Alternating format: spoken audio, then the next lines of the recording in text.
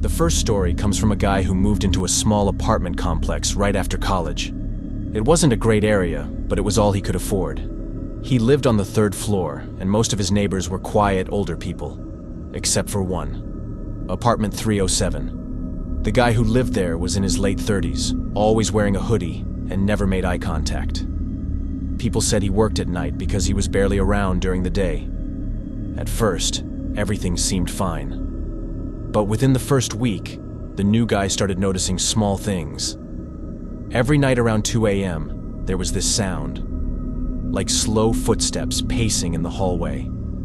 Not the usual creaks or doors shutting, but footsteps that stopped right outside his door and stayed there for a few seconds before moving again. He'd look through the peephole, but there was never anyone there.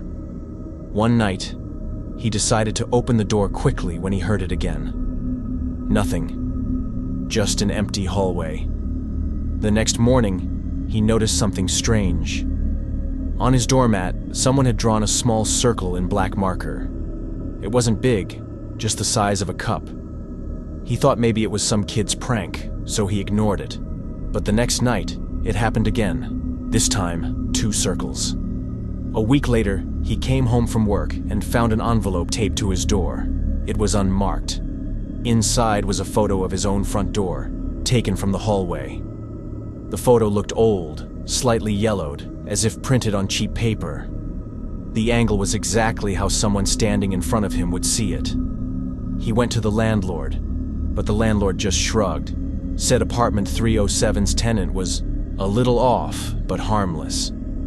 He couldn't shake the feeling that the guy from 307 was watching him. He'd sometimes hear muffled laughter through the thin walls, and once he woke up at 3 a.m. to the sound of tapping, slow, rhythmic tapping, from the other side of his bedroom wall.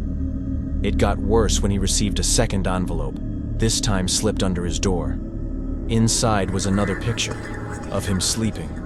The angle looked like it was taken through his window. That was the night he called the police. They checked apartment 307, but the place was empty, completely cleared out. The only thing left behind was a roll of undeveloped film and a mattress leaning against the wall.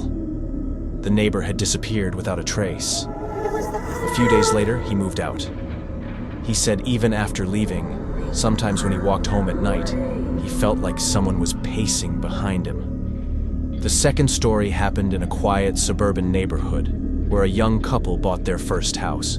They were happy, new jobs, new beginnings.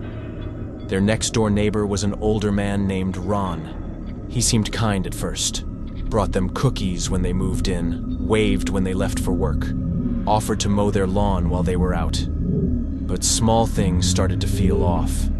One day, the wife found muddy footprints leading up to their back door, and their garden hose had been moved. Another day, the husband noticed their garbage cans were already taken out, something he hadn't done. When he thanked Ron, the man just smiled and said, "I like keeping an eye on what's mine." That line stayed with him. A few nights later, while watching TV, the couple heard something on the baby monitor, even though they didn't have kids.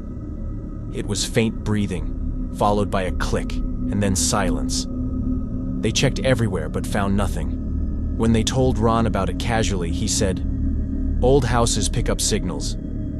You never know who's listening." The following week, they woke up to find their front door unlocked. The husband swore he'd locked it. They checked the security footage and froze.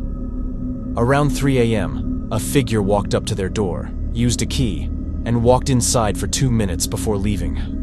The footage was grainy, but it was definitely Ron. The police questioned him, but he denied it, said he'd never even been near their house that night. But after that, things escalated. Their dog went missing. They started getting anonymous notes in their mailbox saying things like, "It's better when the lights are off," and "You shouldn't have moved here."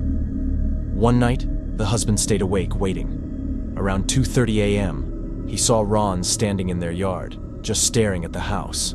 He called out, but Ron didn't move. He just smiled and walked back toward his porch. The next morning, police cars filled the street. Ron's house had burned down overnight. Inside, they found dozens of photos of his neighbors, taken through windows, over fences, even inside bedrooms. And right in the center of one board, pictures of the couple's house from every possible angle.